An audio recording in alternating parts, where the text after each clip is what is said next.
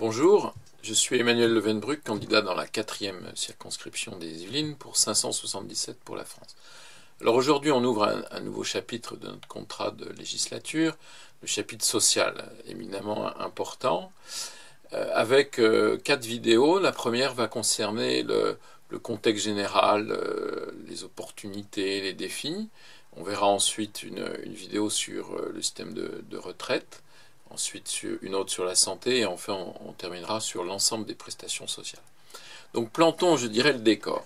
Nous avons 690 milliards d'euros de dépenses de prestations sociales, donc, en France. Il s'agit quasiment du chiffre le plus élevé, c'est 32,5% du PIB, alors que les autres pays d'Europe en moyenne sont à 29%. Depuis 20 ans, il y a un taux de croissance de cette protection sociale qui est de 3,7%, alors que les autres prestations qui sont aussi importantes, je pense à l'enseignement, à l'armée, à la justice, à la police, à la recherche, à l'innovation, à la culture, ont eu une augmentation simplement de 2,6%. Alors, un point aussi qu'il faut bien avoir en tête. Sur quoi repose le financement de nos dépenses sociales? Eh bien, sur l'entreprise pour 62%, 43% étant la part prise par les employeurs et 19% la part prise par les employés. C'est étonnant, ce poids qui vient gréver la compétitivité des entreprises et qui n'a pas de raison d'être quand on voit que les prestations sociales de type famille, maternité, logement, invalidité, finalement n'ont aucun rapport avec l'entreprise. Alors, je disais 3 vidéos à suivre, une sur les dépenses qui sont liées à la retraite, à la vieillesse, et qui concerne 313 milliards d'euros sur les 690 milliards d'euros, donc vous voyez une petite moitié. Sur la santé aussi ensuite, avec 241 milliards d'euros, un système que tout le monde nous envie, on verra en quoi il doit être réorganisé, réformé, rééquilibré. Et puis un petit cinquième, c'est 4 autres prestations, l'une qui concerne la famille, avec principalement les allocations familiales pour 54 milliards d'euros, l'emploi avec les allocations chômage pour 43 milliards d'euros, la pauvreté, principalement le RSA pour 20 milliards d'euros, et enfin le logement avec 18 milliards d'euros.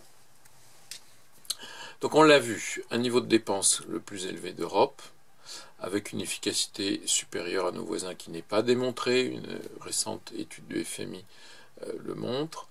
Nous avons une hypertrophie donc des dépenses sociales qui dégrade la compétitivité et l'attractivité de notre pays. Le financement repose à 62% sur le travail. Et nous avons, au bout du compte, un déficit, par exemple, de 161 milliards d'euros en 2014 sur cette dette sociale. Alors, nous voulons réformer sur 3 points.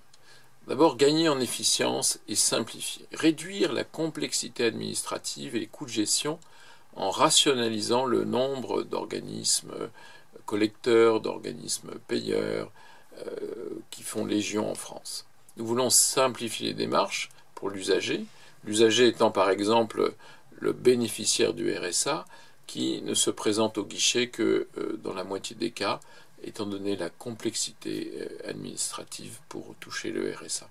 Donc nous voulons gagner en lisibilité et en transparence. Et puis aussi faire en sorte que les allocations, la prestation sociale, permettent une sortie rapide de la dépendance. Par exemple, 27% des bénéficiaires du RSA en sortent, simplement 27%.